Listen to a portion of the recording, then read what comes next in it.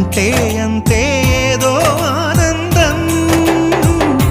అడుగుతూ కాసేపు అలుగుతూ కాసేపు అనుక్షణం నీతో ఉంటే ఎంతో సంతోషం.